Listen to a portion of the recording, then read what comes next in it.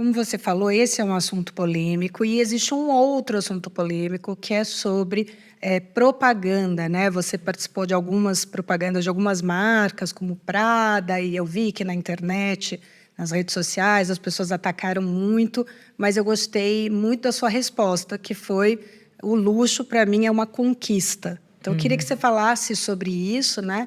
E sobre a nova campanha que você está fazendo agora para a GM, né? Que vai dar cartas de motorista às mulheres.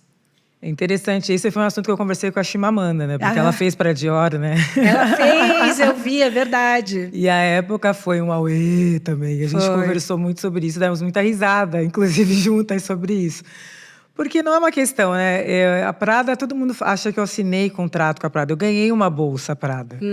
E aí foi todo um auê em torno disso, de que você está usando essa marca, as mulheres negras não usam. Eu falei, é interessante, porque as mulheres brancas, historicamente, elas foram colocadas num lugar de representar todas na publicidade. Mas então, por que as mulheres brancas não podem se sentir representadas quando é uma mulher negra que está lá? Esse é um questionamento interessante. Esse é o questionamento. Porque a gente sempre viu, eu cresci vendo mulheres brancas em capas de revista, anunciando produtos, e isso nunca foi uma questão. Quando é uma mulher negra, não, mas as mulheres como você não estão nesse lugar. Tá, mas por que você não pode se sentir representada por mim? Por que não há uma troca?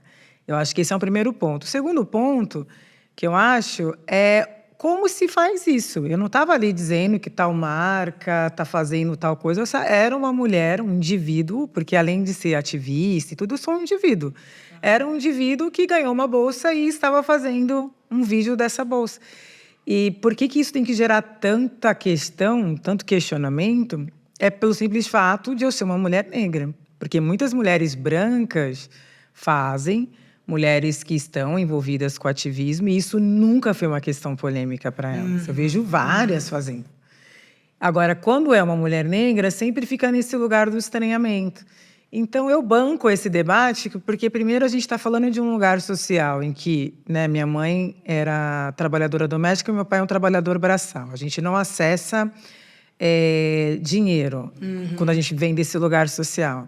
E aí, quando a gente começa a acessar de alguma maneira, claro, ainda sendo classe trabalhadora, né, porque a gente é classe trabalhadora, gera todo um estranhamento quando você tem uma série de pessoas brancas de esquerda que são ricas, de famílias ricas. Sim. E que estão na política. E isso nunca foi um questionamento para elas. Eu conheço várias pessoas que são até muito comprometidas, mas que vêm de famílias quatrocentonas. Sim. Ninguém vai lá falar para ele, você não pode estar aqui no movimento de esquerda porque você é herdeiro. Mas quando é uma mulher negra, mas ela não pode porque ela é... E aí sempre... E acho que é interessante, a branquitude não se questiona. A branquitude não pensa a si mesma. Porque quando a gente está falando de a economia, a gente está falando quem é que domina? Homens brancos. Sim. Tem cor, tem sexo... mas quando são as mulheres negras, gera todo um debate. A Chimamanda foi a mesma coisa. Ela falou, eu não posso ser uma escritora fazendo, e qual é o problema? Isso aconteceu então, com alguns músicos também, Emicida, negros, quando começam a ter sempre negros. Como se a gente também não pudesse acessar esses espaços. Então, as pessoas naturalizam o lugar da pobreza para as pessoas negras, não reconhecendo que a pobreza foi um lugar imposto para nós, porque nossos ancestrais, durante quase 4 séculos... construíram a riqueza desse país sem ter acesso a elas. A escravidão foi a base da economia do Brasil. E é por isso que a maioria da população negra é pobre. Porque essa população trabalhou quase 4 séculos sem receber por isso. Sim. Então, como é que a gente vai discutir classe sem discutir raça?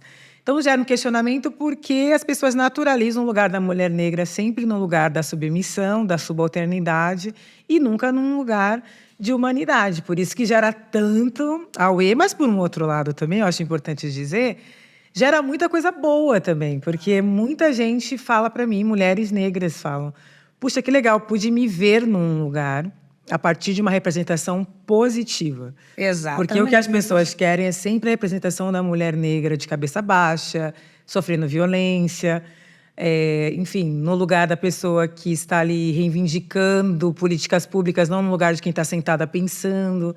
Então, eu acho que isso, como dizia bem Toni Morrison, isso não é um problema meu com a pessoa. As pessoas brancas que têm que resolver entre elas. Isso não é um problema para mim. Elas que têm que resolver entre elas por que elas se incomodam quando uma mulher negra não está nessa representação que elas estão acostumadas. Então, me deixe fora disso. Eu sempre falo, esse é o problema, que se vocês estão incomodados, são vocês que têm que resolver. Mas essa é a questão da pluralidade, Exatamente. né? Porque quanto mais pluralidade, mais se transforma, claro.